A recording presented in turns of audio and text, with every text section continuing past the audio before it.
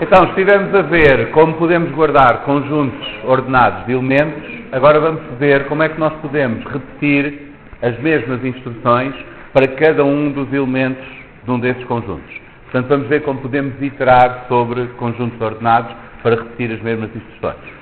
Para isso vamos usar um ciclo for, é um dos elementos que nós temos aqui para controlar a execução, e é um daqueles que nós vimos que íamos precisar. Nós íamos precisar de uma maneira para poder resolver qualquer problema de compondo nestas partes, íamos precisar de uma maneira de repetir instruções até certa condição, um certo número de vezes. Vamos voltar ao exemplo das enzimas de restrição e ver como é que podemos fazer de uma forma mais prática, resolver aquele problema de ver os comprimentos dos vários fragmentos. Vamos ver também como iterar pelos índices, usando esta função range, não é exatamente uma função, mas podemos usá-la como as outras. E vamos ver alguns exemplos, calcular médias e outras estatísticas, criar novas listas com outros valores e assim por diante. Então vamos começar com esta construção, esta instrução for, permite-nos repetir um bloco de instruções. O bloco de instruções é delimitado aqui pela indentação, portanto temos aqui, da mesma maneira como fizemos com as funções, temos uma primeira linha que acaba em 2 pontos e depois temos um bloco indentado que pertence a esse grupo. No for vai ser a mesma coisa. E o que nos permite fazer é ter aqui qualquer objeto que seja iterável, qualquer objeto que possa fornecer um elemento de cada vez. Nós vamos fazer com que o interpretador vá atribuir cada um destes valores à variável var. Portanto, esta variável que nós pomos aqui a seguir ao for vai apontar para um daqueles elementos de cada vez, e cada vez que isso acontece, vai começar pelo primeiro elemento, o interpretador vai executar todo o bloco de código que está aqui no for. Depois vai apontar para o segundo e vai executar novamente o código para o segundo, e assim por diante. Portanto, desta maneira nós conseguimos percorrer um conjunto de valores, ir buscar cada um deles pela sua vez e, para cada um deles, executar o código que temos naquele bloco. Vamos ver aqui um exemplo se quisermos calcular a média, ou a soma, desculpem, de um conjunto de valores numa lista. Nós podemos começar com esta variável com o total igual a 0, e agora queremos somar àquela variável cada um dos elementos da lista. Para isso podemos fazer este ciclo, for v in val. Isto diz ao interpretador para fazer v apontar para cada um dos valores dentro da lista. E cada vez que ele faz isso, vai executar todo o bloco de código que está aqui em baixo. Que neste caso é só uma linha, aquele que está indentado. Notem que o print já está fora do for, porque a indentação volta outra vez ao nível do for, mas este total igual a total mais v está dentro do for. Portanto, aquela linha vai ser executada uma vez para cada elemento daquela lista de valores. E cada vez que for executada, a variável v está a apontar para um elemento diferente da lista. Portanto, vamos começar com o total a 0, o v vai apontar para 3, então vamos ter aqui total mais 3, vai dar 3, e vai ser guardado em total. Então o total passa de 0 a 3. Na iteração seguinte, o v vai estar a apontar para 5. Quando for fazer esta conta, vai somar o 3, que já lá estava com o 5, fica com 8 e volta a guardar na variável. E vai fazer isto até percorrer todos os valores daquela lista, e no fim, quando faz este print, vai dizer que a soma é 18, porque é o total daqueles elementos da lista. Já agora, notem que é desnecessário fazer isto, porque o Python até já tem uma função sum, que faz este somatório, e portanto, em geral, estas coisas já estão implementadas. Mas isto serve para ilustrar como é que o for vai funcionar de uma maneira simples. De uma maneira um bocadinho mais detalhada, em rigor, vocês não precisam de saber isto para a avaliação, mas pode dar jeito para perceber o que é que está a acontecer lá em baixo. Qualquer iterável, qualquer desses objetos que vocês podem usar no for, é um objeto que implementa um método especial chamado iter, com 2 underscores antes e depois, são aqueles métodos especiais que o Python usa, que vai devolver um objeto que é um iterador. E um objeto que é um iterador é qualquer objeto que implemente este método next, que vá fornecendo um elemento de cada vez. Portanto, o que o Python faz quando nós fazemos for uma variável in um conjunto qualquer, vai pedir àquele conjunto o seu iterador e depois vai chamar o next do iterador. Nós podemos ver o que é que acontece se fizermos isto aqui? Nós temos esta lista com várias coisas, uma string, um número inteiro, um número fracionário, e agora podemos pedir o iterador deste objeto, chamando aquele método especial iter. Notem que estes métodos com os underscores não são métodos que nós normalmente utilizemos. Não vale a pena estar a fazer isto, porque isto é o que faz o for, e é muito mais prático fazer com o for. Mas isto serve para mostrar o que é que está a acontecer lá por baixo do capô. O for vai pedir este iterador, e este objeto, cada vez que nós pedimos o next, vai-nos dar um elemento diferente daquele conjunto, por ordem. Portanto, se pedimos o next, ele vai-nos dar o primeiro, se pedimos o next outra vez, ele vai-nos dar o segundo, e assim por diante, até chegar até já não ter mais, e aí vai lançar esta exceção, de que parou a iteração. Portanto, é isto, estes são os objetos que são iteráveis. Quaisquer objetos que implementem estes métodos, devolvam o iterador e o iterador implementa o next, podem ser usados no for. Aí conseguimos perceber o que é que está a acontecer aqui. Sempre que este val for entrar num for, o executador vai pedir o iterador desta lista. Então a lista vai criar um iterador novo que vai começar do início. Esse vai dar um elemento de cada vez até chegar ao fim. Se houver aqui em baixo outro for, outra vez com aqueles valores, será pedido um novo iterador e recomeça outra vez o processo. Portanto, é isto que acontece no for. O for, no fundo, é uma maneira prática de escrever este tipo de coisas que temos aqui. Então vamos voltar ao nosso exemplo das enzimas de restrição. Nós tínhamos esta implementação, tínhamos a função que faz a digestão da sequência com uma enzima qualquer, especificando os valores corretos para a zona de reconhecimento, o ponto de corte e a sequência. E depois, usando esta função, obtemos uma lista com os fragmentos resultantes da digestão. Agora, nós queríamos imprimir o comprimento de cada um dos fragmentos. Podemos fazer isso, em vez de fazer à mão o fragmento 0, o fragmento 1, etc., podemos fazer desta maneira. Este fragment, esta variável, tem uma lista em que os elementos são várias strings. São os fragmentos resultantes da digestão. Se fizermos for frag in fragment, esta variável frag vai apontar para cada um dos fragmentos, um de cada vez, e cada vez que fizer isso, vai ser executada a linha que está ali. Portanto, se nós escrevemos isto mesmo na consola, fazemos o for frag in fragment e depois print do comprimento do frag, notem que o frag está a apontar para cada um dos elementos de cada vez. Portanto, não precisamos de indexar mais nada. O frag já tem o elemento que nós queremos. Aí vamos obter este resultado. Já agora, se vocês fizerem isto na consola, sempre que na consola de Python começam com uma linha destas que tem os dois pontos, que indica que vai começar um bloco de código, o prompt vai passar aqui para estas reticências e a consola vai-vos deixar escrever o bloco todo até vocês fazerem enter duas vezes, ou seja, pôr uma linha vazia. Quando põe uma linha vazia, a consola interpreta como já tendo acabado de escrever o código e aí vai executar tudo. Mas tem de fazer isto porque quando vocês fazem um ciclo destes, por exemplo, um bloco destes, tem de ser executado todo o bloco lá dentro para cada iteração. Portanto, a consola tem de esperar que vocês escrevam tudo antes de poder executar. Portanto, desta forma nós podemos percorrer todos os elementos de um conjunto, de uma lista, de um tuple, de uma string e fazer alguma coisa com eles repetidamente para cada um desses elementos. Nós podemos também querer, em vez de ir buscar só um elemento de cada vez da lista, nós podemos querer saber também qual é a posição desse elemento na lista. Por exemplo, vamos supor que nós queremos indicar qual é o índice do fragmento e o seu comprimento. Nesses casos, nós vamos querer percorrer a lista pelos índices. No fundo, vamos querer percorrer os índices daquela lista ou daquele conjunto ordenado para depois irmos buscar os elementos e também sabermos os índices. Isso é um problema comum que nós podemos resolver com o range.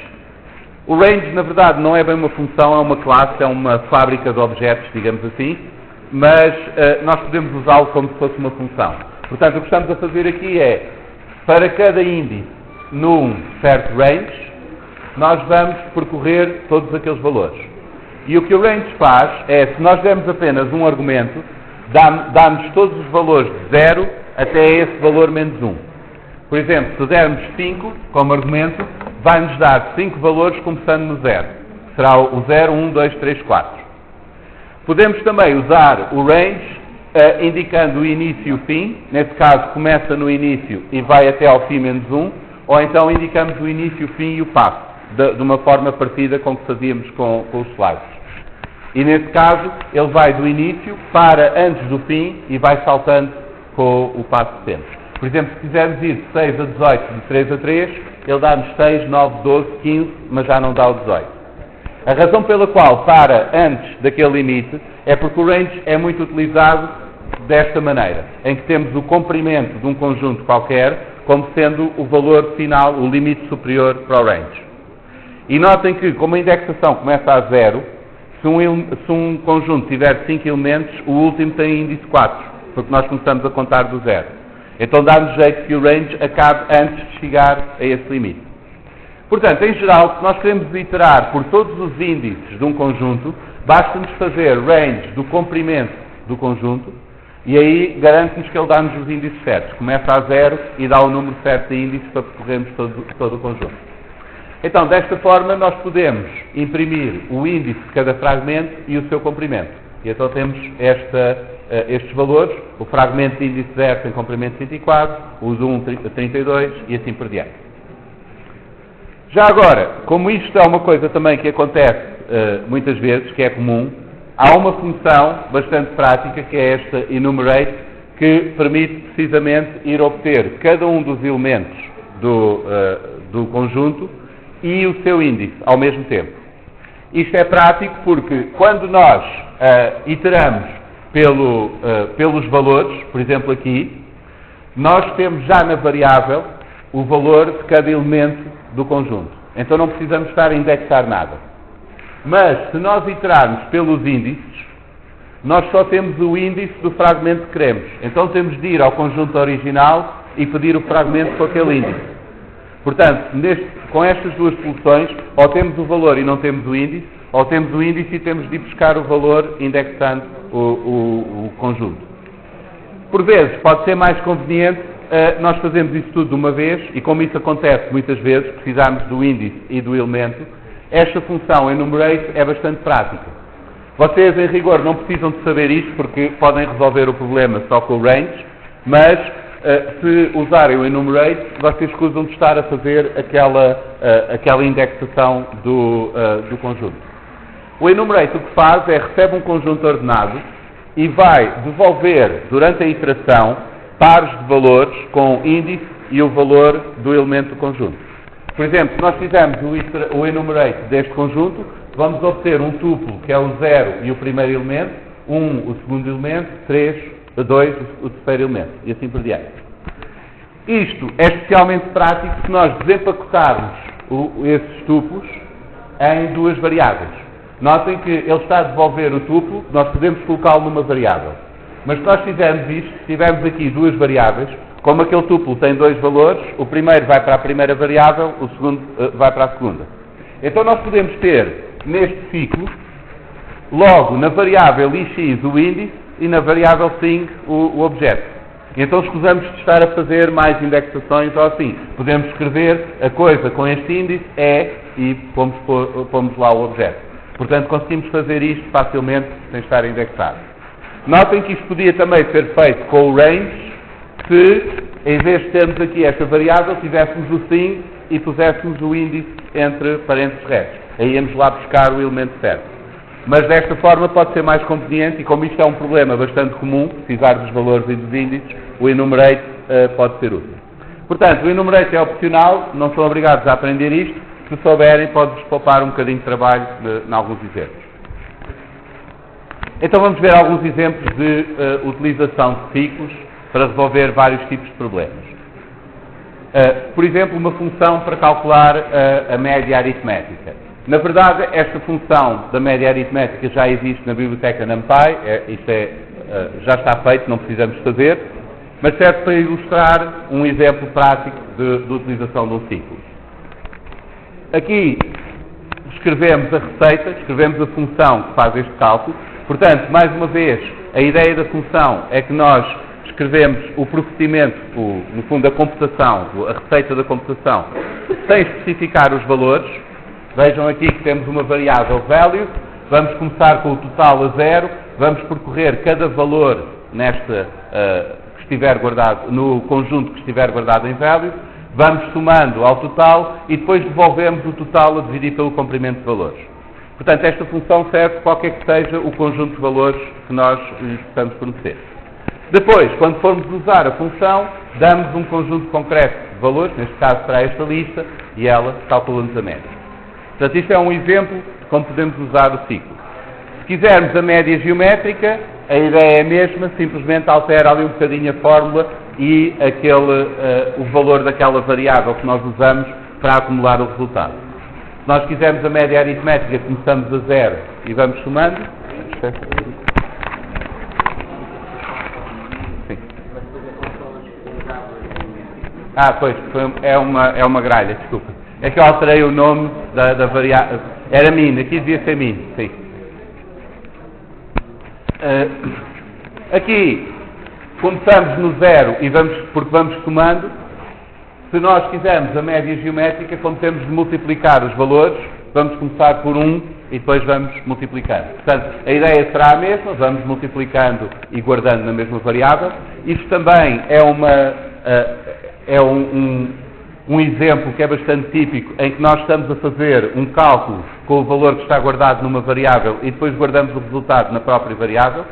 Mas isto não, se vocês perceberem que as variáveis são como gavetas onde guardamos valores, não precisa de fazer confusão. Aquilo não é uma equação, é simplesmente ir buscar o valor, fazer qualquer coisa e guardar no mesmo sítio. E nós fazemos isto tipicamente quando queremos acumular algum valor, ou uma soma, ou um produto, etc. Já agora, podem ver que o ciclo, neste tipo de aplicações, é muito parecido com a ideia de somatório, ou com este opiatório, produto de vários termos, e assim. Podemos também querer fazer uma coisa um pouco mais complicada, neste caso a média e o desvio padrão. Tudo isto precisamos de usar ciclos porque temos estes somatórios aqui. Temos de fazer contas com os elementos todos. A média nós já temos e agora podemos pensar como é que vamos calcular o desvio padrão, em que precisamos de fazer a diferença ao quadrado de cada valor e a média de todos os valores, e depois dividir isso pelo número de valores e calcular a raiz quadrada. Portanto, isso será o desvio padrão da amostra. Agora, se vamos precisar da média para o desvio padrão, então podemos fazer a função que calcula o desvio padrão, receber os valores e a média, que é para não ter de estar a calcular novamente a média, se ela já foi calculada antes. E depois, a outra função que calcula as estatísticas, as duas estatísticas, a média e o desvio padrão, vai calcular primeiro a média e depois fornecer a média àquela. Assim, não precisamos duplicar o cálculo da média nas duas funções. Para isso, esta função do desvio padrão pode receber um argumento que vai guardar neste parâmetro chamado min, que tem o mesmo nome desta função. Mas neste caso não é problema. Se nós sabemos que a função do desvio padrão não vai precisar de usar a função da média, não há problema ter uma variável local com o mesmo nome que a outra função que está cá fora, porque as variáveis locais têm precedência quando o Python estiver a resolver os nomes, então quando encontrar lá o min, vai referir só aquela variável e vai esconder a função que está cá fora. Portanto, se nós não queremos usar nenhuma função fora desta variável, desta função aqui, que se chama min, não há problema em termos uma variável que se chama min também. Isto às vezes causa um pouco de confusão, mas lembrem-se sempre que os nomes das variáveis estão isolados e isso inclui também os nomes de todos os objetos, das funções e assim. Portanto, podemos implementar primeiro esta função do desvio padrão, vai receber os valores e a média, começa com o total a 0 para calcular este somatório, para cada um dos valores vai somar ao total o valor menos a média ao quadrado, e depois, no fim, vai calcular a raiz quadrada daquela soma a dividir pelo número de elementos. Portanto, isto basicamente é a tradução daquela fórmula para Python. Convém testarmos antes de ir implementar a outra, e para testar precisamos de dar um conjunto de valores e a sua média.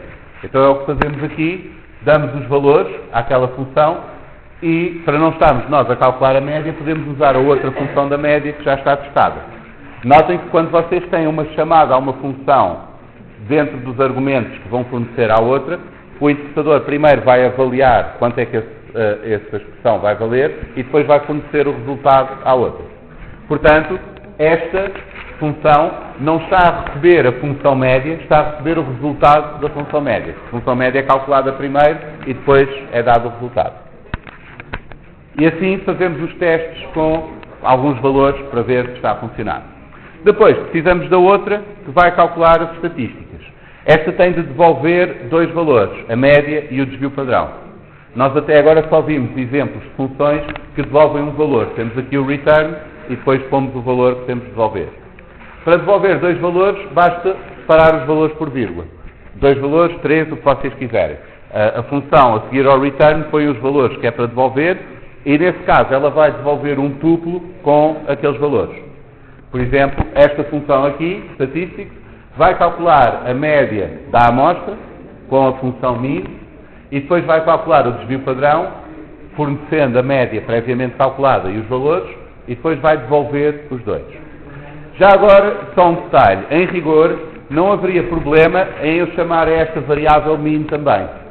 Porque assim que eu criava a variável, escondia a função média, mas eu também já não a vou usar, portanto não dava chatice. O problema aqui seria mais para a pessoa que está a ler o código, porque aí já faz confusão. Se dentro da mesma função o mesmo nome serve para duas coisas muito diferentes, nós depois podemos ficar baralhados a ler o código. Portanto, não há problema em ter nesta função uma coisa chamada min, havendo outra função qualquer que se chama min, porque isso não interfere com o funcionamento desta função e percebe porque é que esta função está a fazer, mas é um bocado confuso se eu chamar aqui min igual a min value, porque aqui está a referir a função, mas a partir do momento em que a variável é criada, já refere a variável e não a função. E isso pode fazer confusão quando nós estamos a escrever o código, ou a corrigir, ou a alterar coisas. Então, aqui vamos devolver dois valores. Quando chamamos a nossa função das estatísticas, vamos ter um tuplo com dois valores. Portanto, esta função devolve sempre um tuplo com aqueles valores. Em muitos casos, é útil nós termos a média e o desvio padrão em variáveis separadas, porque depois podemos querer fazer alguma coisa com elas. E é para isso que serve a tal coisa do desempacotar. Essa é uma das aplicações mais usadas para a possibilidade de desempacotar uns conjuntos em variáveis diferentes, porque basta nós darmos aqui dois nomes de variáveis, onde vai ser atribuído o resultado da função statistic, e estes dois valores que ela vai devolver vão ser distribuídos pelas duas variáveis por ordem. Portanto, ficamos logo com a média numa e o desvio padrão na outra.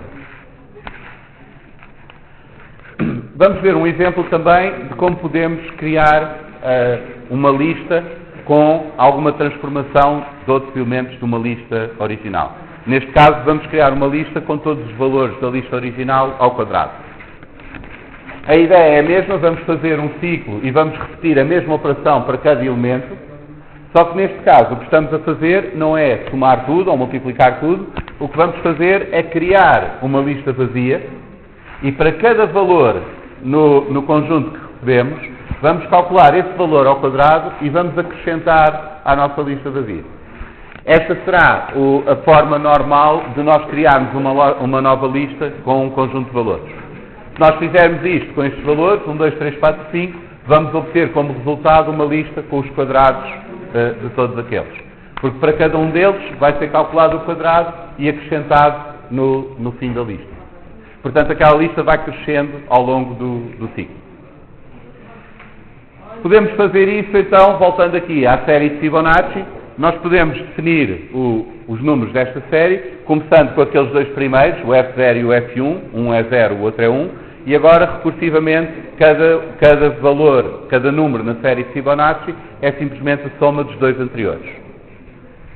Podemos facilmente criar uma função que nos devolve uma lista com n números da série Fibonacci, os n primeiros, começando com dois elementos na lista, o F0 e o F1, e agora vamos fazer um ciclo que nos vai preencher os outros que faltam.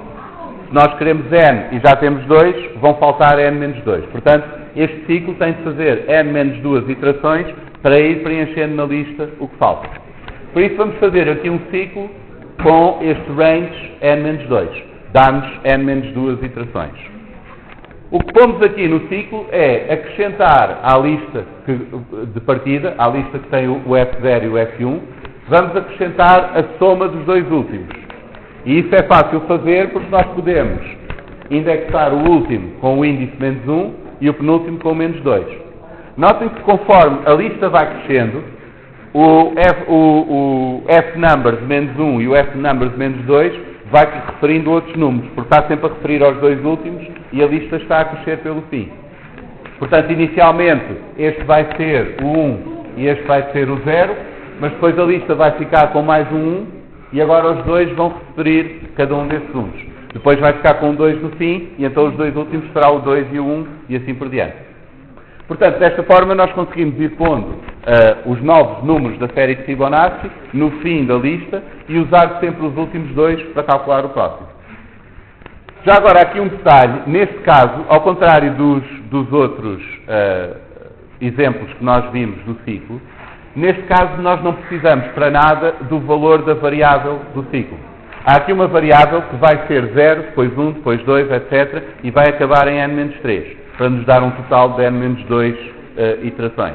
Mas nós não precisamos dessa variável, nós estamos sempre a usar os últimos dois elementos da lista e não precisamos saber qual é o valor dessa variável. Então, uma convenção em Python para uma variável que não nos interessa que valor é que tem, só temos que pôr lá porque sintaticamente é obrigatório, como neste caso, é chamar a variável simplesmente underscore.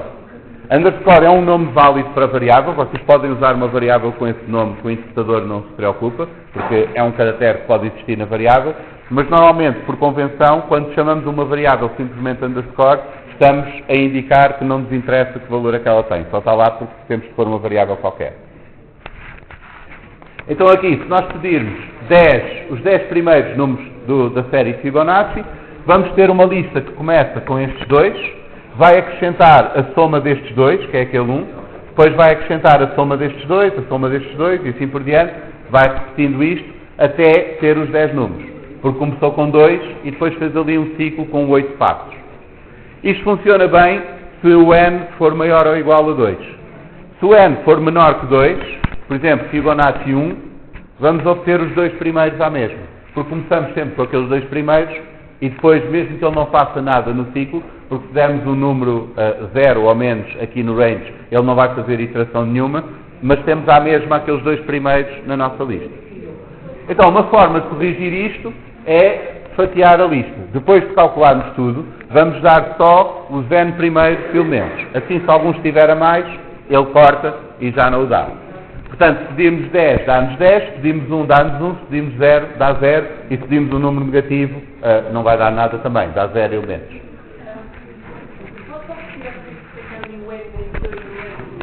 Porque já temos 2 ali.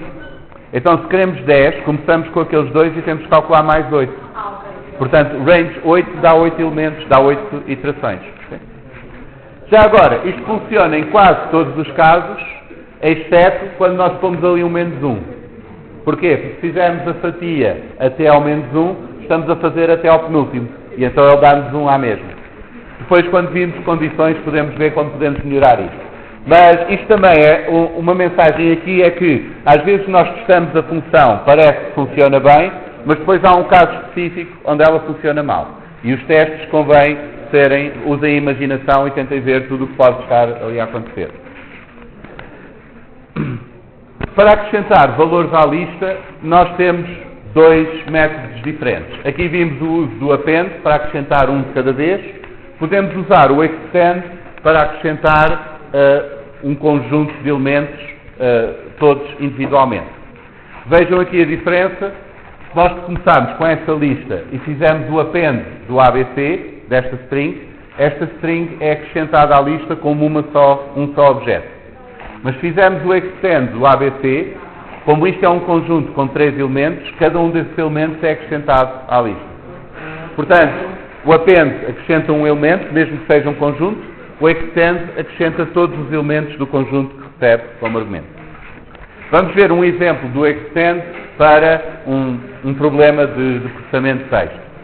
Vamos supor que nós temos uma string com um texto grande, como este aqui, e queremos uma lista com os tamanhos das palavras todas que aparecem neste texto. Portanto, queremos que a lista nos dê o tamanho das palavras por ordem. Em geral, as palavras são separadas por espaço Mas pode acontecer, eu modifiquei aqui um bocadinho o texto para complicar um pouco a coisa, pode acontecer que tenhamos pontuação sem os espaços à volta. Além disso, também temos que tirar os sinais de pontuação, porque esses não contam para o tamanho das palavras. Portanto, o que nós queremos fazer é partir aquele texto todo em palavras, separando pelos sinais de pontuação, pelo espaço e assim, e depois contar o tamanho de cada uma delas para obtermos a nossa lista com os tamanhos das palavras. Então vamos primeiro pensar como é que podemos decompor este problema. Já agora, uma coisa que vamos usar aqui, que é o melhor para partir em vários fragmentos, é usar o split. O split pode ser usado, como nós já vimos, dando um caractere ou uma substring e partindo nessa, ou então pode ser usado sem argumentos, ou com um none como argumento, e nesse caso parte por tudo o que for espaço em branco. E o espaço em branco aqui inclui tabuladores, mudança de linha, conjuntos de espaços e assim. Portanto, se tivermos um texto deste género, temos aqui muitos espaços, temos aqui uma mudança de linha, temos mais espaços. Se fizermos o split sem argumentos ou com o none como argumento, ele vai deitar fora todos estes espaços em branco, incluindo a mudança de linha, e vai-nos dar só aquelas coisas que não têm espaço em branco. Portanto, este é prático para nós partirmos as palavras quando já não tivermos mais separadores nem nada, quando só houver o espaço, quando não houver mais pontuação e assim. Mas agora, precisamos de generalizar o nosso problema. Nós vamos precisar de ir partindo de acordo com os vários separadores. Portanto, vamos precisar de partir o texto, por exemplo, no ponto, e depois cada um desses fragmentos vamos precisar de partir na vírgula, cada um desses fragmentos vamos precisar de partir nos dois pontos, ou qualquer outro sinal de pontuação que possa aparecer. Uma coisa que vamos ter de repetir, fazer muitas vezes, é partir uma string em várias strings. Mas isso não precisamos de implementar porque já está implementado. É o split, esse é fácil de usar. A seguir a esse nível, nós vamos precisar de partir uma lista com várias strings, vamos precisar de percorrer toda a lista, partir cada uma dessas strings e criar uma nova lista com os fragmentos todos. Porque isso nós vamos precisar de fazer várias vezes para partir pelos vários separadores. Então essa será a nossa primeira função aqui. Recebe uma lista com as strings todas, um separador, e vai partir todas as strings da lista com esse separador e criar uma nova lista com todos os fragmentos que resultem daí. Isto é uma coisa que nós vamos precisar de fazer várias vezes para vários separadores, mas não é bom começarmos logo a fazer uma função que faz para todos os separadores, porque isso complica demasiado a tarefa. Então vamos fazer uma função que faz só para um separador e depois usamos essa às vezes que for preciso. E isso usamos nesta outra função. Esta função vai pegar no texto original, numa lista com todos os separadores, e vai chamar aquela para cada um dos separadores. Portanto, vai repetidas vezes partir, até ter os fragmentos todos, usando todos aqueles sinais de pontuação que nós queremos usar como separadores. Tem alguma dúvida? Depois de termos todos esses fragmentos, temos de saber qual é o comprimento de cada um deles. Então vamos criar uma outra função que vai percorrer toda a lista dos fragmentos e criar uma lista com os tamanhos de todas essas palavras. Finalmente, vamos juntar isto tudo numa última função que vai chamar as outras todas por ordem. Aqui nós temos que tomar também uma decisão acerca de quanto vamos generalizar as funções. Notem que estas vão receber os separadores como um parâmetro. Ou seja, quem chamar a função tem de dizer quais é que são os separadores. Mas eventualmente pode-nos dar jeito de ter uma função em que nós simplesmente damos o texto e ela encarrega-se de escolher quais são os separadores, ou tem os separadores já lá. Porque não é muito útil para o utilizador andar sempre a especificar o ponto, a vírgula, dois pontos, etc. Portanto, onde é que nós fazemos essa abstração? Temos de decidir, com base no programa, onde é que ela fica melhor. Aqui, em princípio, será as funções mais pequenas, são mais genéricas, a função final que a pessoa vai utilizar, essa é mais prática de usar e tem lá os separadores. Então vamos começar pelas pontas, por aquelas que não dependem de mais nenhuma outra, e vamos começar por esta primeira, que vai partir todas as strings de uma lista usando um separador. Então o que é que ela precisa de fazer? Começar com uma lista vazia, que é onde vai ter o resultado, vai partir cada uma destas strings na lista que nós fornecemos e vai acrescentar todos os fragmentos resultantes daquele split à lista original. E isso nós podemos fazer com o extend. O split vai devolver sempre listas com os fragmentos e nós queremos pôr cada elemento dessas listas na lista original. Notem que se nós usássemos aqui o append, a nossa lista do resultado ia ser uma lista de listas, em que cada uma das listas internas era um resultado do split. Mas isso não é útil. Nós temos uma lista contígua com todos os fragmentos. Então para isso usamos o extend e podemos testar esta função. Se tivermos esta lista, com estas várias strings, e quisermos partir na vírgula, esta primeira vai ficar partida em duas, depois temos aquela que fica como estava porque não tem a vírgula, depois temos esta que vai ficar partida em três porque tem ali duas vírgulas. Portanto, desta maneira podemos experimentar se está a funcionar a função que recebe uma lista de strings e devolve uma lista com as strings todas partidas pelo separador que especificamos. Agora podemos passar à outra, que vai partir uma string com o texto todo por um conjunto de separadores que vêm numa lista. E a ideia aqui é que nós vamos usar consecutivamente a função anterior, as vezes que for preciso, para ir iterativamente partindo os seus fragmentos pelos vários separadores. Como a função anterior precisa de receber uma lista de fragmentos e nós recebemos o texto como uma só string, uma forma prática de chamá-la pela primeira vez é simplesmente pôr o nosso texto como o único elemento de uma string. Então começamos com o único elemento de uma lista, desculpa. Então começamos assim, criamos uma lista que só tem um fragmento, é o nosso texto todo. Agora, enviamos essa lista para aquela que parte todos os fragmentos, vai partir esse fragmento, ela vai-nos devolver uma lista com os fragmentos resultantes daquele split e nós vamos guardá-la, vamos substituir o valor que estava guardado aqui no resultado pela nova lista. E vamos fazer isso para cada um dos separadores. Portanto, primeiro vai partir, por exemplo, pela vírgula, depois pelo ponto, depois pelos dois pontos, etc., até que no fim partimos pelo espaço e ficamos com as palavras todas. E podemos experimentar isso aqui. Começamos com este texto, tem aqui vários separadores, e vamos dar vários caracteres de pontuação, espaço e assim, e vamos dar estes separadores para partir. E agora vemos se o resultado está correto. Tudo o que tinha ponto, vírgula ou espaço em branco foi partido e agora temos aqui os fragmentos, são só mesmo as palavras que tínhamos originalmente. A barra não é mesmo uma barra. O barra T é o tabulador, são aqueles caracteres especiais que vimos outra vez. Barra N é a mudança de linha e assim. Portanto, o barra T é um tab. Nós não conseguimos representar na string, mas podemos pôr com este código. Se quisermos pôr mesmo uma barra na string, temos que pôr duas barras. Duas barras conta como uma barra. E então conseguimos ver que isto funciona, inclusivamente para os espaços em branco, quando nós acrescentamos ali o none como último separador. Quando fazemos o split com o none como argumento, o split vai partir no espaço em branco. Sim.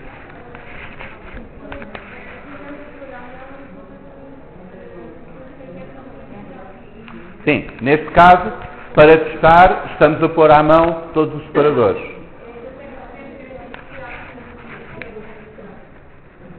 Bem, isso depende. A função só vai tirar com os separadores que tu tens lá. Portanto, se tu queres garantir que num texto em geral consegues fazer isso corretamente, tens de pensar em todos os separadores que podes usar. Não é tudo o que é sinal de pontuação que não entra nas palavras. E então podes incluir isso na lista. Para este caso, estamos só a testar com aquele só para ver se a função está a funcionar. Então agora, precisamos de contar palavras. Se tivermos uma lista com estes fragmentos, queremos uma lista com os tamanhos dos fragmentos. Isso é fácil, temos uma lista vazia com os comprimentos. Vamos, para cada palavra na nossa lista de palavras, acrescentar àquela lista com os comprimentos o comprimento dessa palavra. Então fazemos isso para todas as palavras e obtemos uma lista assim. Se fizermos para estas palavras a contagem, vamos obter 1, 2, 3, 4, 5, que são os tamanhos daqueles vários strings. E agora, finalmente, juntamos tudo. Criamos uma função. Neste caso, todas as outras, por exemplo aqui esta, recebiam os separadores como argumento, que é para nós podermos usá-los qualquer que fosse o conjunto de separadores. Agora queremos uma função que vamos apresentar ao utilizador para partir o texto e contar os tamanhos das palavras. Pode não ser muito conveniente que tenha de ser o utilizador a dizer todos os separadores sempre que quer usar a função. E aqui, basicamente, é quando nós temos de decidir o que é que vamos esconder dentro do código ou o que é que vamos pôr para o utilizador poder manipular. E às vezes temos de sacrificar um pouco a capacidade de generalização para termos uma coisa um bocado mais útil e conveniente de usar. Portanto, aqui nesta função, definimos mesmo dentro do código quais é que são os separadores. Os separadores não são dados pelo utilizador, estão já aqui dentro.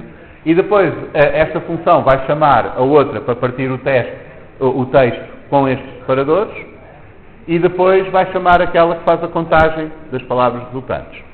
Já agora, uma maneira melhor de fazer isto, nós ainda não vimos como usar ficheiros de texto, mas se vocês tivessem a fazer um programa a sério com este tipo de coisas, o melhor seria que, por exemplo, a lista de separadores ficasse num ficheiro de configuração, que o utilizador não tinha de estar sempre a consultar porque já estava lá gravado, mas que se precisasse de alterar também não precisava de mexer no código e podia alterar no ficheiro. Portanto, há várias maneiras que nós podemos usar para guardar este tipo de informação.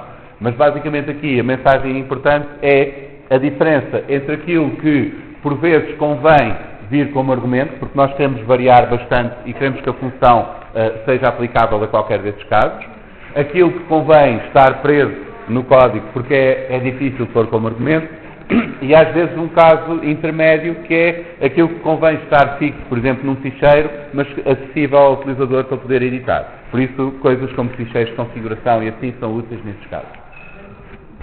Então agora podemos aplicar podemos testar, temos aqui vários testes para ver se está correto, e agora podemos usar a nossa função com o texto original que tínhamos aqui nesta variável e obter os comprimentos das palavras todas que estavam lá, depois de partirmos com os separadores e assim. Portanto, aqui temos um exemplo. Na verdade, esta implementação é um pouco mais complicada. Nós depois, eu vou mostrar isto um pouco melhor na prática, na aula teórico-prática, e depois um dos exercícios é para vocês fazerem uma variante mais simples. Porque um algoritmo melhor para isto seria primeiro substituir todos os separadores por espaço e depois fazer o split com espaços. E aí não tínhamos de andar com tanta confusão a partir listas e assim. O replace, exato, fazíamos um ciclo com o replace. Portanto, o exercício que depois fica para vocês é fazerem essa versão mais simples.